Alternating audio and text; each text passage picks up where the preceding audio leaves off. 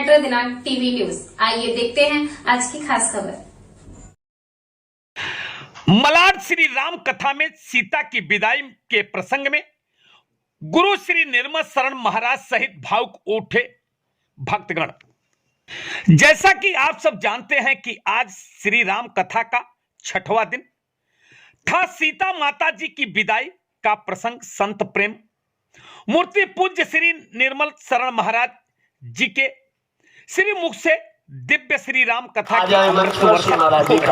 जिसमें श्री गुरु निर्मल शरण महाराज सहित विशाल जन समूह में उपस्थित जो सदस्यगण है, पदाधिकारी हैं, सुनकर संजय पांडे जी, मनोज जी, सीता माता की विदाई पाल जी, ज्ञानचंद चौहान जी, सतीश सिंह जी, ससुर जी सुनकर आ जाए भक्तों के आंखों से आंसू श्री पड़े।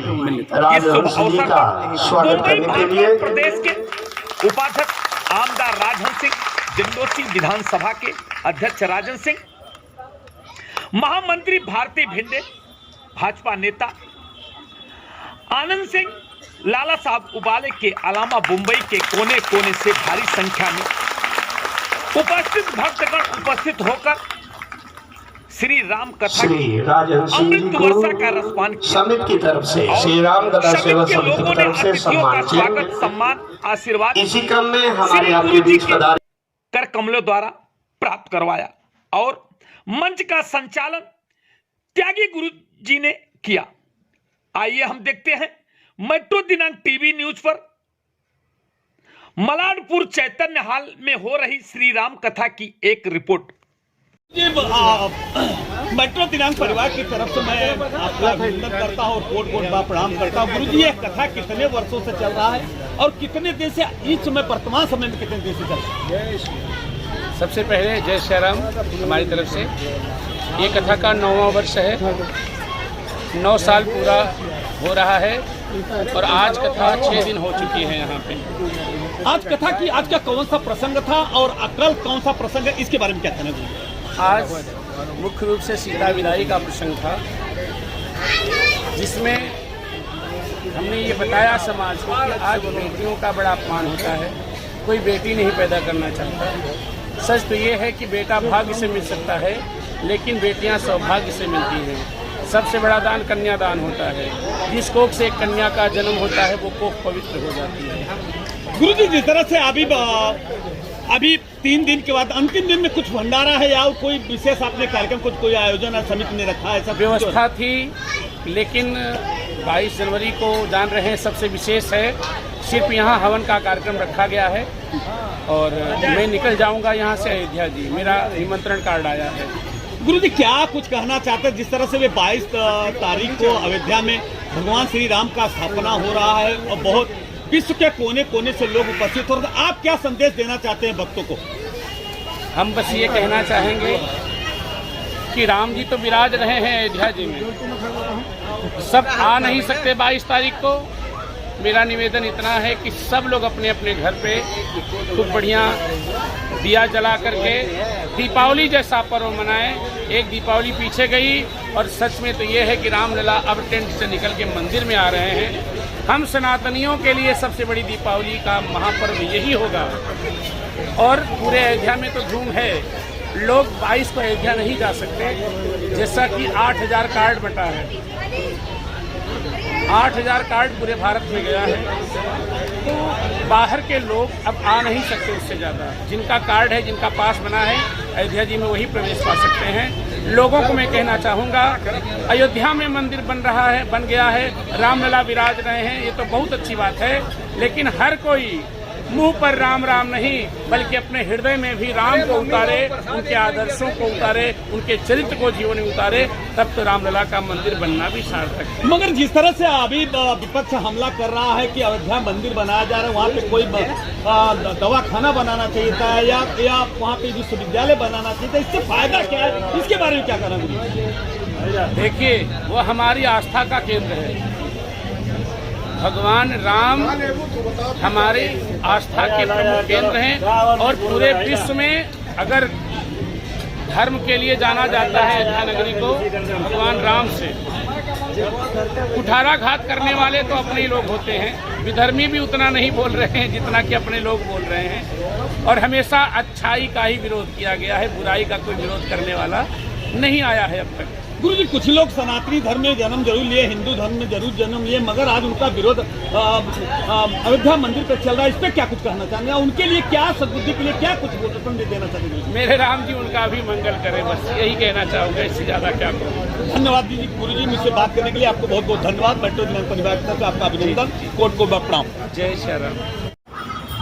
निर्मल शरण महाराज जी के प्रवचन से पूरा महिमा मंडल हुआ है और हमारी बहनें बहुत ज्यादा तादाद में, और एक बहुत ही श्रद्धालु होती, जहां भी सत्संग में जाओ वहां बहनें हमें ज्यादा मिलती। ऐसा है, एक एक कदम आवै का पुण्य कितना बड़ भागी है वो आप सब जानत हैं। जहां पर राम कथा हो, जहां पे सत्संग हो, वहां पे जहां पे ऐसे महात्मा जो कथावाचक कथा करते हैं, भगवान भी मनुष्य का रूप लेकर उस सत्संग में सुनने के लिए आते। संस्कृत में कहा गया है, संस्कृत हमें नहीं आवा, लेकिन इतना हम जानी थे कि नारद मुनि विष्णु भगवान से पूछें कि आप कहाँ रहते हो, तो कहे जहां सत्संग होता है मैं वहां रहता। तो आप सब तो बहुत बड़ भागी हैं, काहे कि अगर सत्संग ना हो तब कुसंग है, ओकरे सिवा जीवन में कुछ नहीं। ये सत्संग वर्षा हो रही है, ईश्वर की वर्षा हो रही है। आदरणीय स्वामी जी आप लोगों को एक पूरा का पूरा वातावरण जो यहाँ का है, ये इसकी एक एक कण भी पुण्य को कमाने का काम कर रही है जहाँ पे सत्संग होता है। अब हम ज्यादा न बोला, काहे कि अब है अयोध्या माता सीता पहुंची है, आगे के चले दे, नहीं तो हमारे जो भाई बहन बैठा है कहीं नेटवर्क के कोनो काम ने माइक पहन तो बोलते ही रहे। आप लोगों ने मुझे यहाँ पर बुलाया, सम्मानित किया, इसके लिए मैं सभी का बहुत चरण पकड़कर प्रणाम करता हूँ और सभी को मैं प्रणाम करता हूँ। धन्यवाद। जय हिंद, जय भारत, जय श्री राम। 22 तारीख के हुए वाला बात ज्यादा लग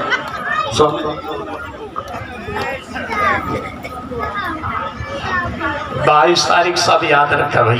धन होती है मेरी माँ, तू क्यों रोती है बेटी पराया। धन होती है मेरी माँ, तू क्यों रोती है बेटी पराया।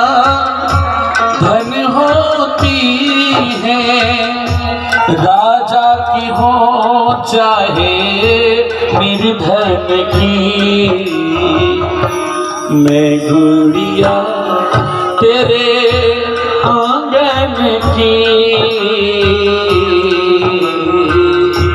मैं गुड़िया तेरे आंगन की। जाए तो हमको लेकर रोती है, बाप तो दूर दूर है ना। विवाह का दिन भी आ गया, बाप कैसे कैसे पैसे की व्यवस्था किया, किसी से ब्याज पे लेके आया। और ऐसे समय में ना ब्याज लेने वाले भी गजब करते हैं, बोलते हैं 10% पे दूंगा, 20% पे दूंगा। अरे सत्यानाश हो तेरा रे। एक बात ध्यान रखना, अगर कोई मजबूर हो ना तो उससे ज्यादा मत दबाना। बेटी के विवाह के लिए कोई कर्ज लेने आए, ब्याज के लिए बात कर लेना, लेकिन जिस दिन वो आपको पैसा देना उसका ब्याज लौटा देना, क्योंकि बेटी के विवाह के लिए वो कर्जा लेके गया तो उसका ब्याज वापस कर देना, मूलधन ले लेना। समझ लेना कि आपने भी एक कन्यादान किया। जितना आपने उसका ब्याज छोड़ दिया ना एक बेटी के विवाह में, उतना आपने दान कर दिया बंधु।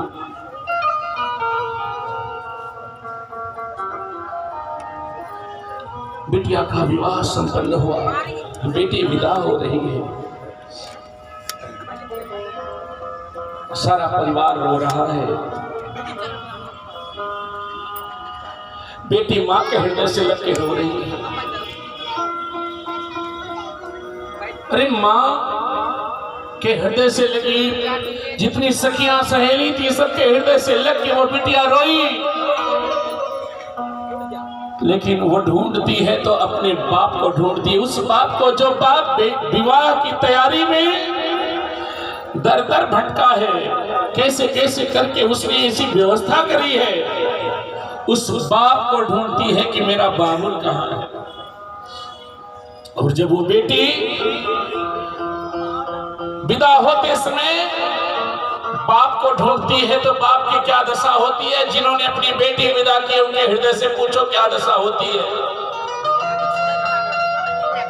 एक बेटी का बाप जब बिटिया विदा हो रही हो तो वो गमछे से अपना मुंह ढक करके कहीं कोने में रोता हुआ मिलता है महाराज, वो रो रहा होता है। आज बेटी विदा हो रही है और बाप को ढूंढ रही है। पता चला कि बाप कहीं दूर गमछे से सर ढक करके रो रहा है।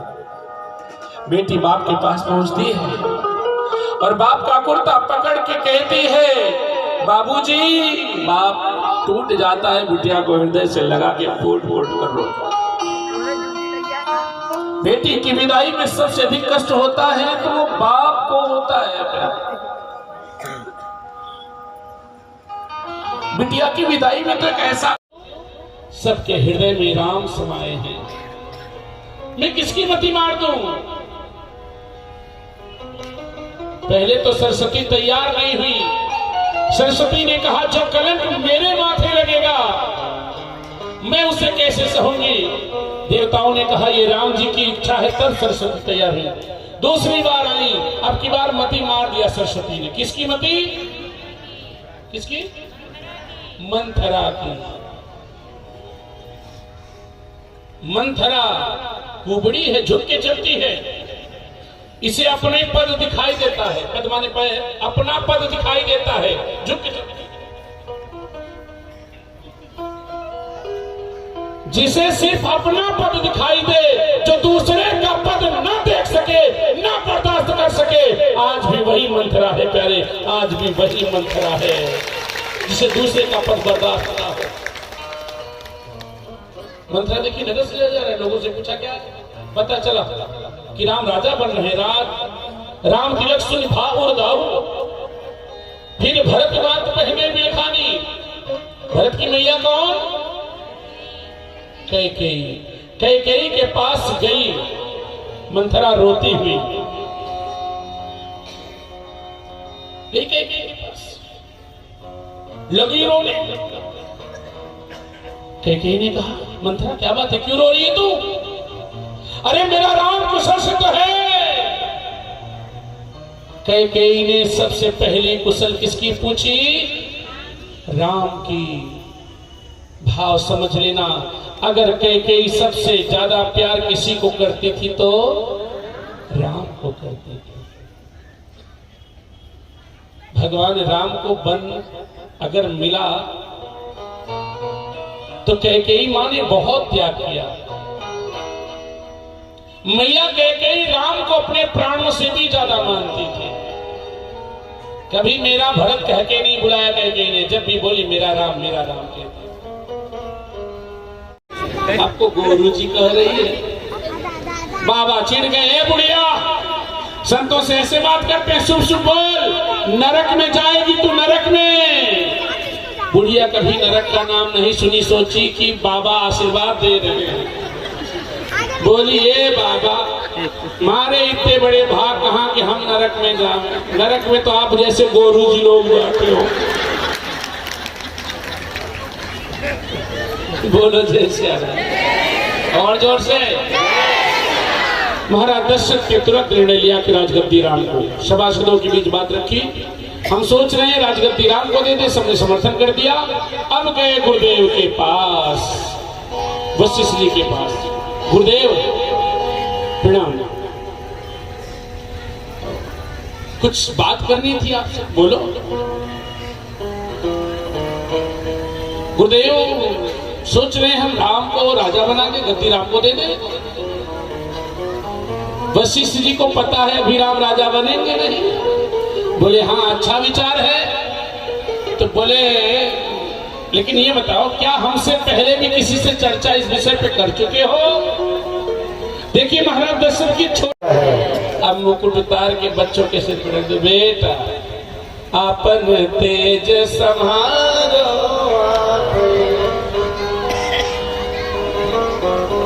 बेटा संभालो राजगद्दी, और आप लोग भी बढ़िया तीर्थ यात्रा पर निकलो। फालतू बच्चों के ऊपर बोझ बने बैठे रहते हो। बहू गाली देती रहे, सास सुनती रहे, बेचारी क्या करे। बुढ़ापे में बहरे हो जाओगे। हम तो भगवान से कहते हैं जिन सास ससुर की घर में इज्जत ना हो, अपमान सहना पड़े, भगवान उनको बहरा ही बना दे, कुछ तो ठीक है, ऊंचा सुनने लगे ठीक है। बहू गाली भी दे मुस्कुरा मुस्कुरा के, सास सोचे कोई अच्छी बात कह रही है। कई कई लोग इतने भोले, क्या कहें। एक महात्मा जी एक शिष्य के घर गए, बुढ़िया माता थी और महात्मा जी के साथ जो है काफी शिष्य लोग भी थे। तो बुढ़िया माता बोली अरे गोरू जी हमारे बड़े भाग्य जो आप पधारे। गोरू जी कह दिया। गोरू कहते अपने यहाँ गाय भैंस पशुओं को, ऐसे बोलते ना गोरू, गोरू चरावे गए। तो शिष्य लोग हंसने लगे, बोले बाबा बुढ़िया गोरू कह रही आप? महात्मा जी ने कहा निकल गया होगा मुझसे। फिर गोरू जी आप आए, हमको बड़ा अच्छा लगा। गोरू जी सबके हृदय में राम समाये हैं। मैं किसकी मति मार दूं? पहले तो सरस्वती तैयार नहीं हुई। सरस्वती ने कहा जो कलंक मेरे माथे लगेगा मैं उसे कैसे सहूंगी। देवताओं ने कहा ये राम जी की इच्छा है, तब सरस्वती तैयार हुई। दूसरी बार आई, अब की बार मति मार दिया सरस्वती ने। किसकी मति? किसकी? मंथरा की। मंथरा कुबड़ी है, झुक के चलती है, इसे अपने पद दिखाई देता है। पद माने अपना पद दिखाई देता है, झुक के चलती है। जिसे सिर्फ अपना पद दिखाई दे, जो दूसरे का पद ना देख सके, ना बर्दाश्त कर सके, आज भी वही मंथरा है प्यारे, आज भी वही मंथरा है जिसे दूसरे का पद बर्दाश्त ना हो। मंथरा देखिए नजर से जा रहे, लोगों से पूछा क्या पता चला कि राम राजा बन रहे। राम तिलक सुन भाव दाऊ। फिर भरत मात पहने बिलखानी। भरत की मैया कौन? कैकेयी। कैकेयी के पास गई मंथरा रोती हुई। कैकेयी के पास लगी रोने।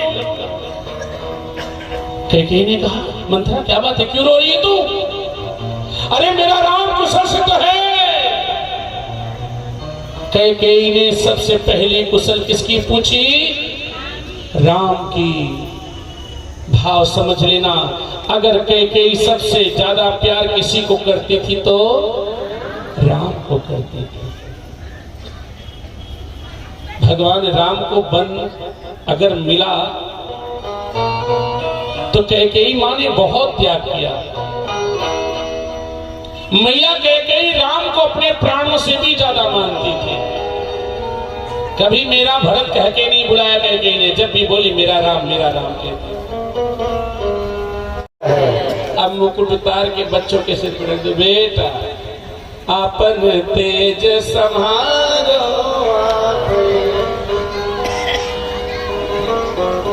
बेटा संभालो राजगद्दी, और आप लोग भी बढ़िया तीर्थ यात्रा पर निकलो। फालतू बच्चों के ऊपर बोझ बने बैठे रहते हो। बहू गाली देती रहे, सास सुनती रहे, बेचारी क्या करे। बुढ़ापे में बहरे हो जाओगे। हम तो भगवान से कहते हैं जिन सास ससुर की घर में इज्जत ना हो, अपमान सहना पड़े, भगवान उनको बहरा ही बना दे, कुछ तो ठीक है, ऊंचा सुनने लगे ठीक है। बहू गाली भी दे मुस्कुरा मुस्कुरा के, सास सोचे कोई अच्छी बात है भाई। कहीं कहीं लोग इतने भोले, क्या कहें।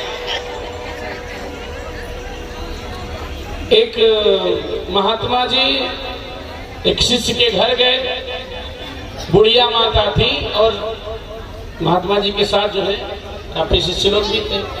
तो बुढ़िया माता बोली, अरे गोरू जी हमारे बड़े भाग्य जो आप पधारे। गोरू जी कह दिया। गोरू कहते हैं अपने यहाँ गाय भैंस पशुओं को, ऐसे बोलते हैं ना, गोरू गोरू चरावे गए। तो शिष्य लोग हंसने लगे, बोले बाबा बुढ़िया गोरू कह रही आप। महात्मा जी ने कहा, निकल गया होगा मुझसे। फिर गोरू जी आप आए, हमको बड़ा अच्छा लगा गोरू जी।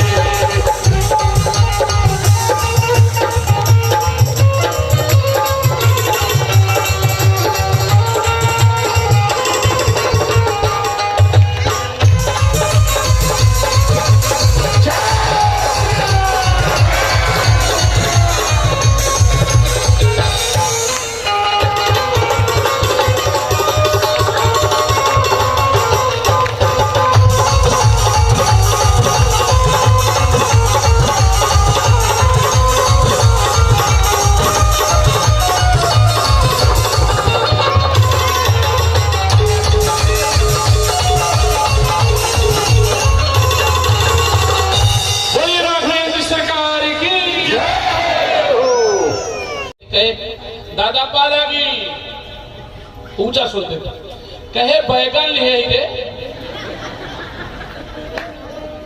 कहन पालागी, कहन गोलका है, अरे पालागी, कहन बहुत महंगे है। भाई कोई ना सुने तो अलग बात है, लेकिन सच्ची घटना बता रहा हूं आपको। तो घटनाएं घट जाती हैं। अब यहाँ तो लोग मुंह की बात छीन लेते हैं, अपनी सुनाने लगते हैं। आज कोई किसी की सुनने को तैयार नहीं है प्यारे, लेकिन हम बड़भागी समझते हैं अपने आप को। कम से कम आप लोग 3-3, 4-4 घंटा हमको झेल लेते हैं, बहुत बड़ी बात है। जोर से गुरुदेव ने कहा नियम से रहना पड़ेगा। जी गुरुदेव, ये नहीं पूछा क्यों, अभी कुछ नहीं, आज तुम्हें उपवास करना पड़ेगा राम। जी गुरुदेव, भूमि पर शयन करना पड़ेगा। जी गुरुदेव, ब्रह्मचर्य का पालन करना पड़ेगा। जी गुरुदेव। जब गुरुदेव सब कह चुके तब राम जी ने हाथ जोड़ करके पूछा, गुरुदेव आशय क्या है? मैं सब करूंगा गुरुदेव, बताइए। बोले कल तुझे राजगद्दी पर बैठना है राम। क्या लगा आपको? राम सुन के खुश हुए होंगे? बोले नहीं, राम जी को सुन के दुख हुआ। गुरुदेव ऐसा कैसे? जल में एक संग सब भाई, भोजन शयन के लीलरी गाई। हम सभी भाई एक साथ पैदा हुए, एक साथ पले बढ़े, खेले कूदे, विवाह भी एक साथ हुआ गुरुदेव। और गद्दी पर मुझे अकेले क्यों? गुरुदेव एक बात कहूं, मेरे भाइयों को राजा बना दो, मुझे राजा नहीं बनना। गुरुदेव मेरे भैया लोगों को बिठा दो गद्दी पर। कोई करेगा ऐसा? आज का भाई तो नजर गड़ाए बैठा है कि 1 इंच जमीन नहीं छोड़ूंगा। जहां ये भाव हो जाए उस परिवार में महाभारत होने से कोई रोक नहीं सकता प्यारे, कोई नहीं रोक सकता महाभारत होने से। जब भाइयों के बीच शकुनी जैसे विचार वाले लोग आ जाएं तो ना भाइयों को एक होने देंगे, ना उनका विकास होने देंगे। उन्हें लड़ा लड़ा के मार डालेंगे प्यारे, लड़ा लड़ा के मार डालेंगे। कभी भाइयों में कोई बात हो, मैं तो बार बार यही कहता हूं, आप भाई भाई आपस में बैठ जाओ, पत्नी की आवश्यकता नहीं है। वो 4 घर से आई हैं, 4 ढंग की बात। हाथ जोड़े कैकेयी मैया के सामने आ गए। कैकेयी मैया के गालों को राम जी ने छुआ। माँ तू सच में मुझे इतना प्यार करती है? कैकेयी ने राम को हृदय से लगा लिया। मेरे लाल तुझे मैं बहुत प्यार करती हूँ, तेरे बिन एक पल रह नहीं पाती। तू खेलने को जाता है ना, तो भी मैं महल के दरवाजे से तुझे निहारती रहती हूँ। माँ अगर तू सच में मुझे प्यार करती है, तूने अभी मुझे वचन दिया है कि जो प्राणों से भी प्यारा होगा उसे भी तू न्यौछावर कर सकती है। कैकेयी ने कहा हाँ। राम ने कहा क्या क्या कर सकती है माँ? जो बोले बेटा। राम ने कहा माँ अगर इस राम के कारण तुझे कलंकित होना पड़े तो क्या तू कलंक सह सकती है? कैकेयी ने कहा राम तेरे लिए तो मैं मौत को भी गले लगा सकती हूँ, कलंक कौन बहुत बड़ी बात है, मैं कलंक को भी स्वीकार कर लूं। राम ने कहा माँ क्या तू मेरे कारण विधवापन सह सकती है? कैकेयी ने कहा बेटा जरूरत पड़ेगी तो तेरे लिए विधवापन भी ये मां सहने को तैयार है। मां तुझे ऐसा कलंक लगेगा अगर मैं मांगने जा रहा हूं जो वो देगी तो जन्म जन्मांतर लोग तुझे गिरी हुई दृष्टि से देखेंगे। कोई अपनी बेटी का नाम कैकेयी रखने को तैयार नहीं होगा। कैकेयी ने कहा बेटा मुझे वो भी स्वीकार है, बस तेरी लीला में कोई विघ्न ना पड़े, तेरा काम पूरा हो जाए राम, उसके लिए मैं सारा कलंक सब कुछ सहने को तैयार हूं। तब राम ने हाथ जोड़ के कहा मां सुन, मुझे पता है जो मांगने जा रहा हूं तेरे लिए बहुत कठिन होगा, क्योंकि तू मेरे लिए सब कुछ त्याग कर सकती है, लेकिन जो मैं मांगने जा रहा हूं उसमें तुझे मेरा भी त्याग करना पड़ेगा। कैकेयी रोने लगी बेटा क्या कहता है तू? राम ने कहा मां सुन, जिस समय पिताजी मुझे राजगद्दी देने लगे उस समय मेरे लिए 14 वर्ष का वनवास मांग लेना और राजगद्दी भैया भरत के लिए मांग लेना। इतना सुनते ही कैकेयी मैया फूट फूट कर रो पड़ी। भरत क्या कहता है तू? राम क्या कहता है? तू जानता है तेरे पिताजी तेरा वियोग सहन नहीं कर पाएंगे। भरत को गद्दी मिल जाए कोई परवाह नहीं, लेकिन तू अगर बन गया तो महाराज इस दुनिया को छोड़ के चले जाएंगे। राम ने कहा मां तूने कहा है कि जो प्राणों से प्यारा होगा उसे तू न्यौछावर कर देगी, तू विधवापन भी सह सकती है, एक स्त्री के लिए प्राणों से प्यारा उसका सुहाग होता है। कैकेयी बहुत रोई। राम ने कहा मां आज जितना रोना है तुझे रो लेना, लेकिन जिस समय वरदान मांगना तेरी आंख में आंसू नहीं होना चाहिए। कैकेयी ने तो वचन दिया है राम, वो कैकेयी करे तो क्या करे, सबसे मुख्य पात्र माता कैकेयी ही है।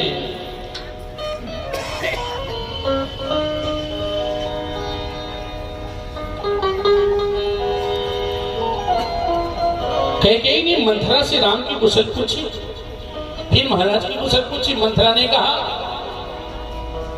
कि राम ही छाड़ी कुशल के ही आजो,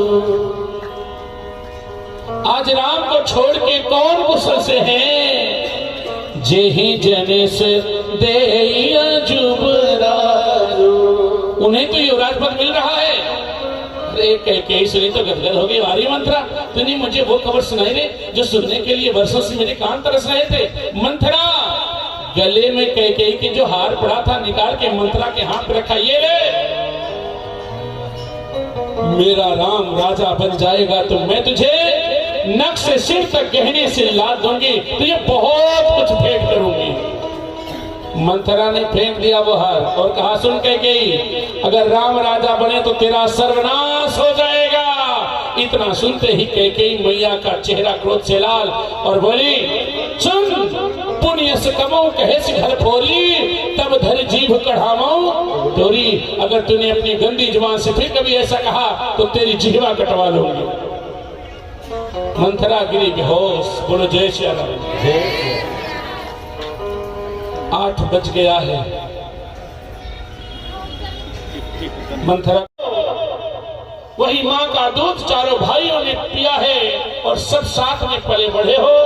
भाई भाई बैठ जाओ, आपस में बात कर लो। भैया तुझे क्या चाहिए, तुझे क्या चाहिए। अगर भाई ज्यादा मांगने की इच्छा में भी होगा तो जब भाई कहेगा कि तुझे जितना चाहिए ले ले भैया, मेरे हिस्से में जो छोड़ देगा मैं ले लूंगा, तो वो भाई वहीं से पीछे हो जाएगा, कहेगा नहीं भैया बंटवारा बराबर का होगा, जितना आपको चाहिए आप ले लीजिए। तुरंत त्याग का भाव जगेगा।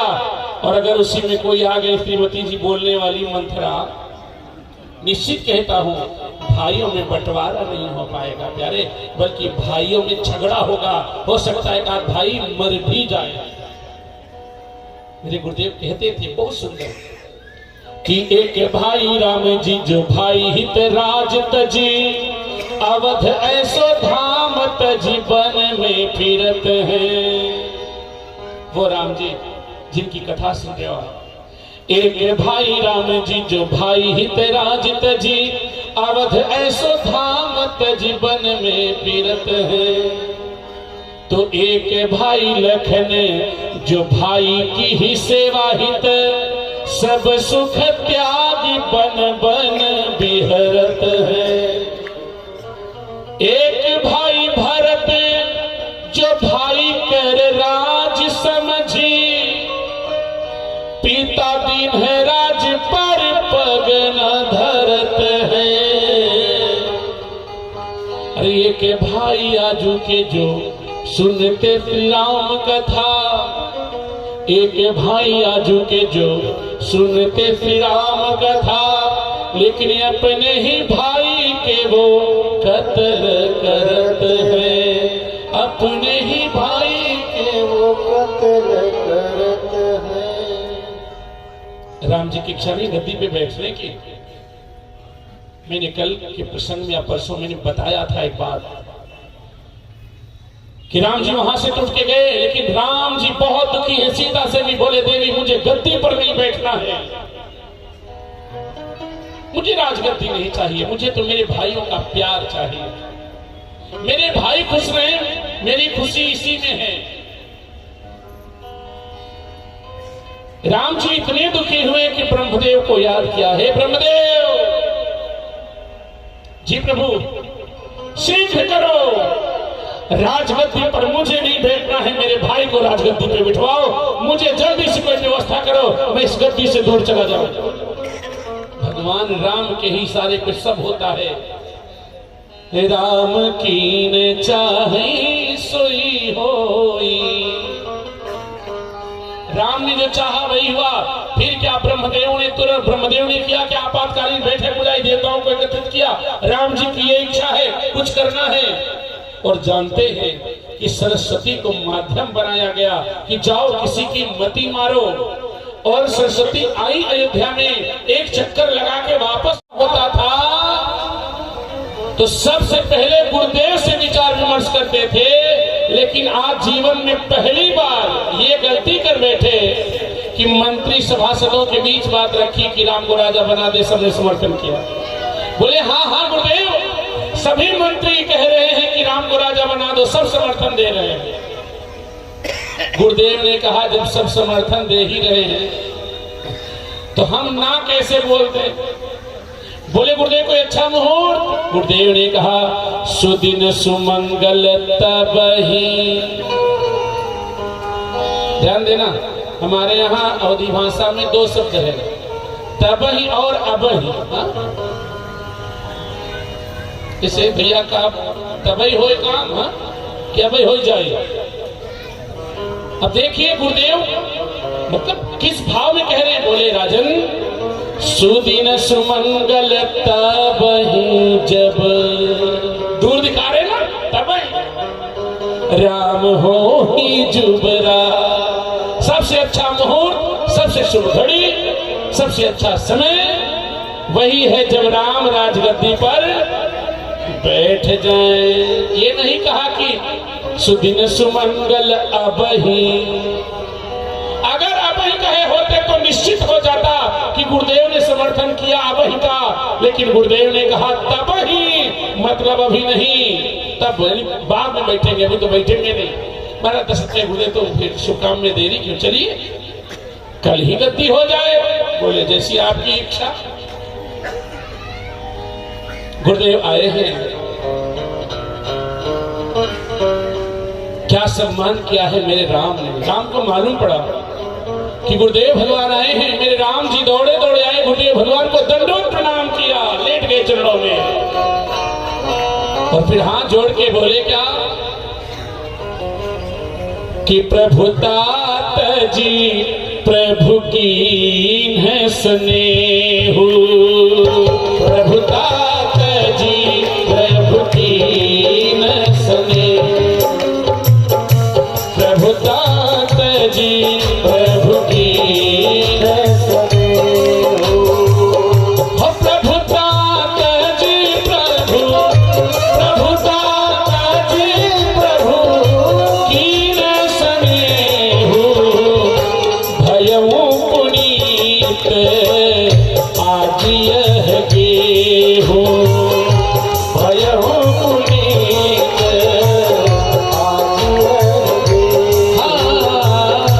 भयउ पुनीत आज यह गेहूं। गुरुदेव आपने प्रभुता का त्याग करके इस दास पर कृपा किया, आप आए हैं गुरुदेव। भयउ पुनीत आज ये हो गए हूं, आज ये घर पवित्र हो गया।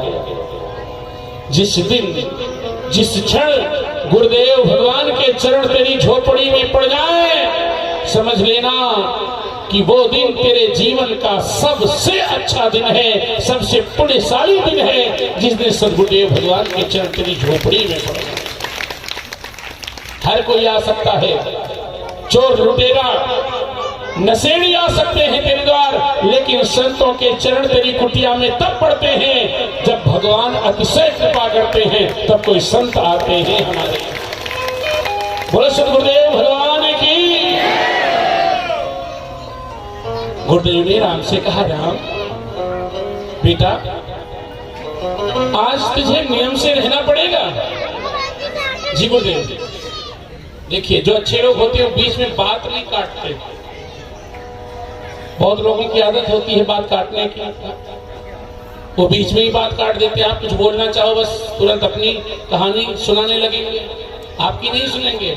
आप लिए लटके रहो इससे, एक राजा था कह के बैठे रहो, तब तक उधर बता देंगे एक सेठ जी थे। बोलो जय श्री राम और जोर से। मैया सगुन गीत गा के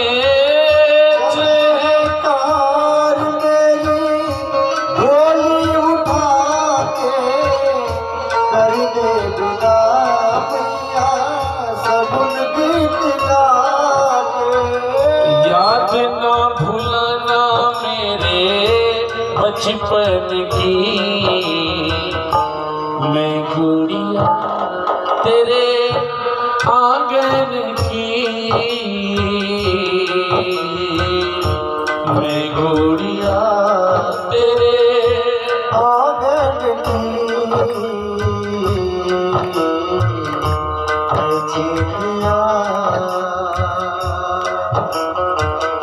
अपने पिता की मैं परम पहेली, बचपन में सखी यन संग खेली। अपने पिता की मैं परम पहेली, बचपन में सखी यन संग खेली। याद नाए तेरे लाडन की, मैं बिटिया तेरे आंगन की, मैं बिटिया तेरे आंगन की, मैं गुड़िया। आज जनक जी सीता को समझा बुझा के डोली में बिठाते हैं। डोली चली, जनक जी गए सभी बारातियों के पास, हाथ जोड़े बोले, आप लोग मेरे यहाँ थोड़े दिन रहे, सेवा में यदि कोई कमी हुई हो तो आप लोग क्षमा करना। जनक जी के प्रेम को देख के सारे बाराती रो पड़े। एक बेटी का बाप कितना नीचे गिरता है महाराज, आज जनक जी से शिक्षा लेना। जनक जी गए महाराज दशरथ के सामने, हाथ जोड़े, घुटने के बल बैठे और बोले, महाराज महिदीन बड़ाई, आपने मुझे अपनाकर बड़ा बना दिया, मेरी औकात नहीं थी मैं आपके कुल में रिश्ता कर पाता। महाराज एक बेटी का बाप आपसे भीख मांगता है, अपनी पगड़ी उतारकर दशरथ के चरणों में रख दिया जनक जी ने। दशरथ ने कहा क्या करते हो? जनक जी ने कहा मैं बेटी का बाप हूं, आज मैंने अपनी बेटियों की आंख में आंसू देखा है। जो मेरी लाडलियां हमेशा हंसती मुस्कुराती रहती थी, आज उनकी आंखों में मैंने आंसू देखा है। ये वेदना मैं प्रकट नहीं कर पा रहा हूं महाराज, बस एक वचन दीजिए कि मेरी बेटियों को कभी कोई कष्ट ना होने पाए। महाराज दशरथ ने हाथ पकड़ लिया और कहा, एक रघुवंशी का वचन है, एक रघुवंशी का वचन है, आपकी बेटियों को कभी कोई कष्ट नहीं होगा। और हम रघुवंशी किसी को वचन दे दिए, वरदान दे दिए तो प्राणों की आहुति दे करके भी उसे पूरा करते हैं। आप लोगों को क्या लगता है कि महाराज दशरथ की मृत्यु का कारण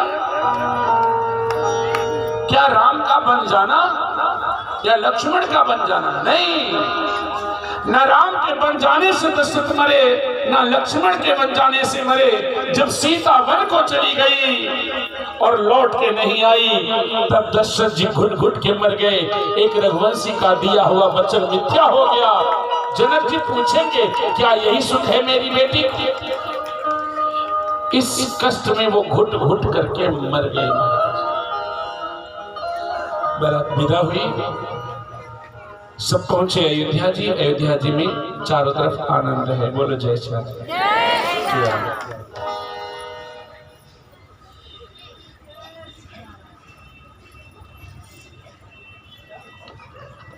जय श्री राम। देखिए महाराज दशरथ समझ गए ये लोग सच नहीं बोल सकते। क्यों? मुकुट मेरा तिरछा है, राजा को मुकुट से ही जानते हैं, उसके राज मुकुट से। अब मुकुट तिरछा है, कोई नहीं कह रहा महाराज आपका मुकुट तिरछा है। कैसे कोई कहे? राजा से सब डरते जो हैं। बोलो जय श्री राम। राजा से हर कोई डरता है। मुकुट तिरछा है, कोई नहीं बताया। महाराज दशरथ समझ ये लोग ऐसे ही करते होंगे। और क्या देखा? कान के पास बाल पकने लगा। श्रवण समीप भये शीत के मन हूँ जरठपन अस उपदेशा। कान के पास बाल पकने लगा, समझ गए चौथे पल की चेतावनी भगवान दे रहे हैं। हालांकि आजकल बाल नहीं पकने पाता, अलग बात है। कान के पास बाल पकने लगा, महाराज दशरथ समझ गए कि चौथे पल का संकेत है।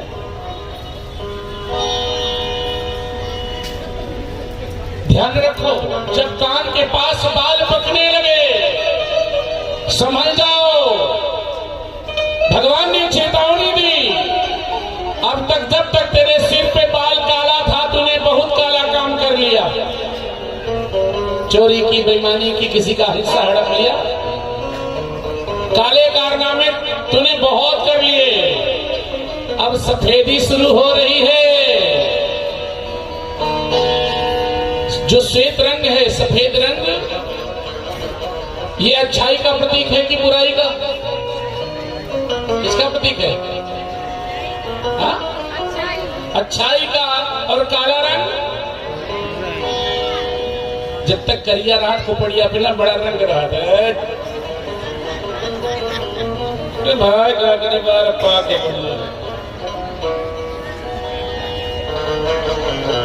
ध्यान रखना, भगवान चेतावनी दे रहे, सुन अब तेरा बाल पक रहा है, तूने बहुत काला काम किया, अब इधर उजला हो रहा है, तो तू भी अब अच्छा काम करना शुरू कर दे और अपना जीवन सार्थक बना ले प्यारे।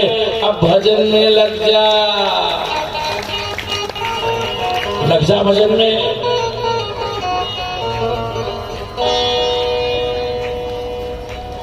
यहाँ तो लोग कसम खाए बैठे, जब चौथापन आएगा, बूढ़े हो जाएंगे, तब भजन करेंगे। यही होता है ना। आज के समय में उम्र कितनी है आपकी बताओ? ये 50-60 साल का कोई मर जाएगा, अरे अब उम्र हो गई थी। यही होता है ना, 50-60 साल उम्र। तो भैया 50 नहीं, हम 60 मान लें, तो 45 के बाद तो चौथापन स्वाभाविक है ना। पर ध्यान रखना, आप दूसरापन या तीसरापन भी देख पाओगे कि नहीं देख पाओगे, भरोसा नहीं है प्यारे। चौथे पल के चक्कर में काहे बैठे हो? हाँ? संत भाव देते हैं, चली जा रही है, चली जा रही है,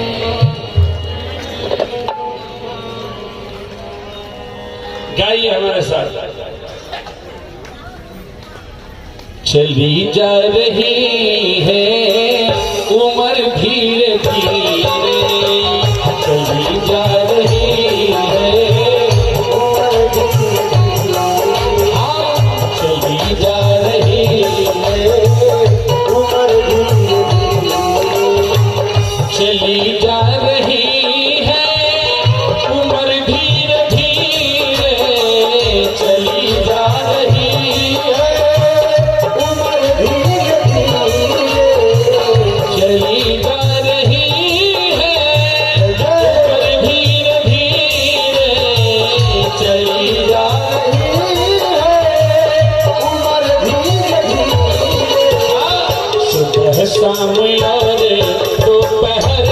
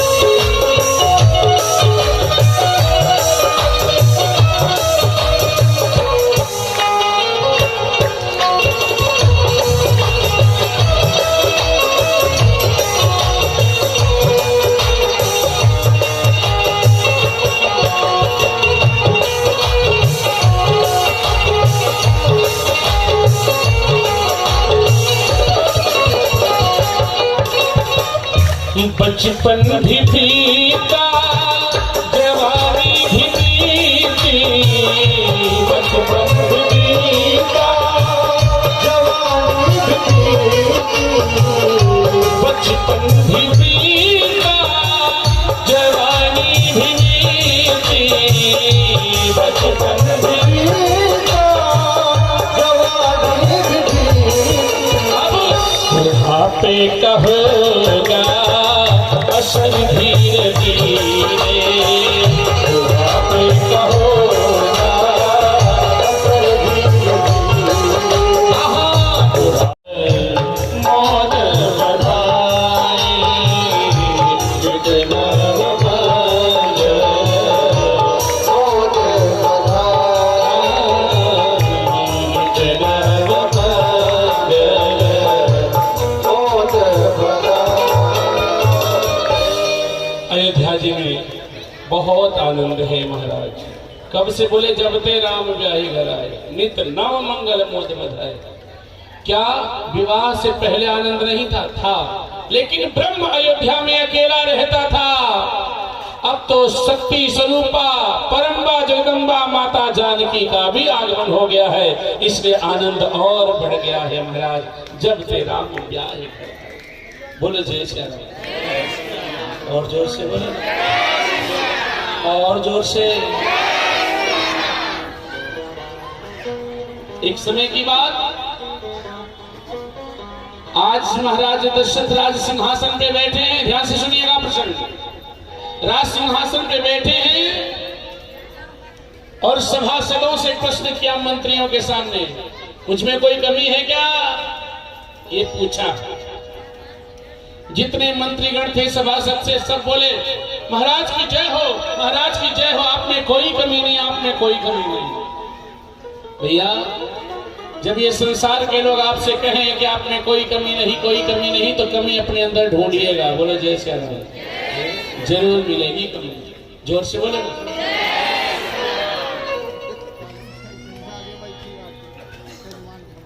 आपको आवश्यकता है उस समय आत्मचिंतन करने की। समाज के लोग, आपके अपने लोग कभी आपके मुंह पे आपकी कमी नहीं बताएंगे। तब तुलसी बाबा को लिखना पड़ा। एक समय सब सहित समाजा, एक समय सब सहित समाजा, राज सभा राज विराजा, राज सभा राज विराजा, राज सभा राज विराजा, राज सभा राज विराजा, राय सुभाय मुकुर कर लीना, राय सुभाय मुकुर कर लीना, राय सुभाय मुकुर कर लीना, राय सुभाय मुकुर कर लीना, मदन बिलो की मुकुट सम कीना, मदन बिलो की मुकुट सम कीना, मदन बिलो की मुकुट सम कीना, श्रवण समीप भय सीत केसा, श्रवण समीप भय सीत केसा, श्रवण समीप भय सीत केसा, श्रवण समीप भय सीत केसा, मनहु जनक पन स्वरूप जैसा, मनहु जनक पन स्वरूप जैसा, मनहु जनक पन स्वरूप जैसा। श्री राम जय राम जय जय राम जी, श्री राम जय राम जय जय राम जी, श्री राम जय राम जय जय राम जी, श्री राम जय राम जय जय राम जी, जय जय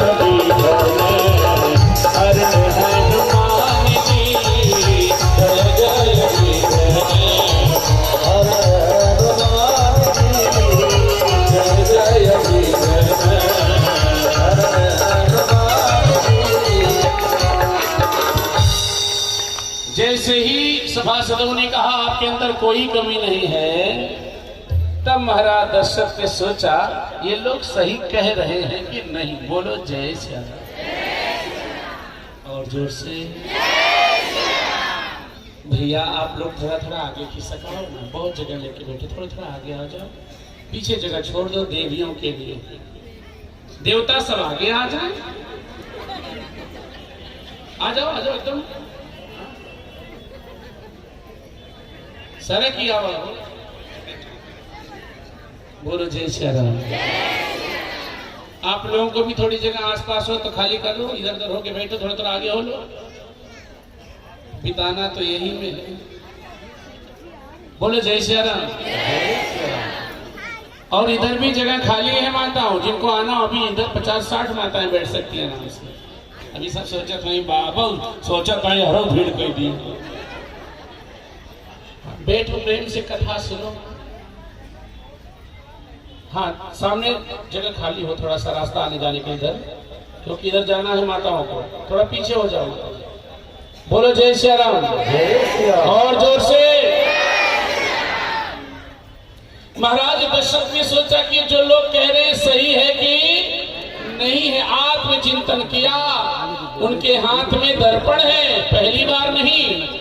बोले राय सुभाय, ये उनका स्वभाव है। मुकुर कर लीना, मुकुर माने दर्पण, शीशा।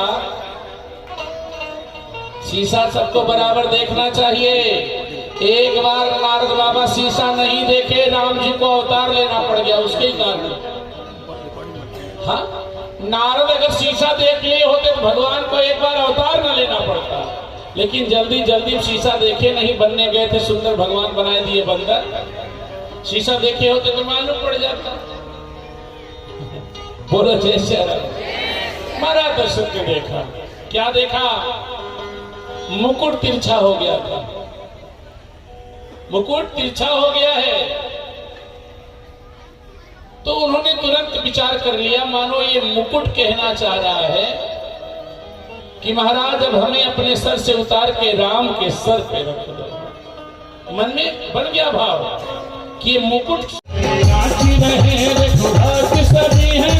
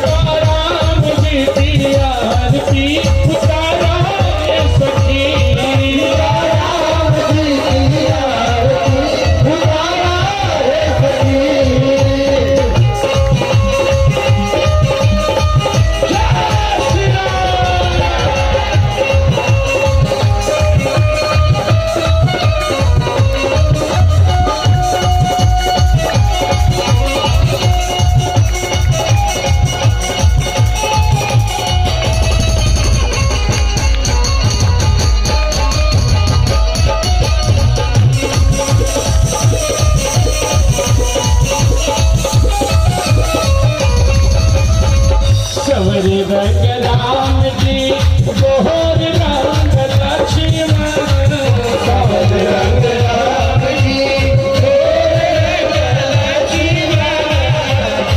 रंग लक्ष्मण गोर बबुआ शत्रुघ्न गोर रंग लक्ष्मण गोर बबुआ शत्रुघ्न संवरी रंग धारा दुखवान है सखी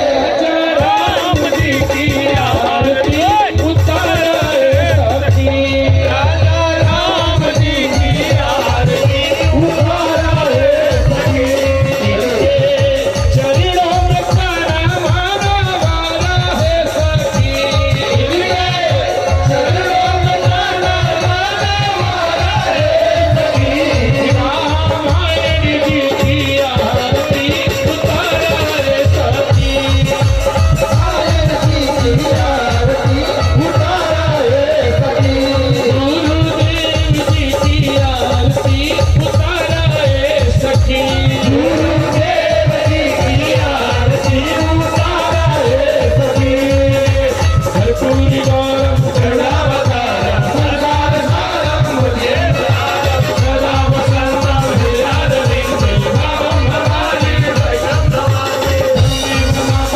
सखी त्वमेव त्वमेव त्वमेव त्वमेव विद्या सर्वं त्वमेव त्वमेव सर्वं त्वमेव देव त्वमेव सर्वं त्वमेव देव हरे राम राम राम हरे हरे हरे राम हरे राम राम राम हरे हरे हरे कृष्ण कृष्ण कृष्ण हरे हरे हरे कृष्ण कृष्ण कृष्ण हरे हरे राम राम हरे हरे राम राम हरे हरे कृष्ण कृष्ण हरे हरे कृष्ण हरे हरे आराधिक्यं समर्पयामि जलेन शीतलीकरणं पुष्प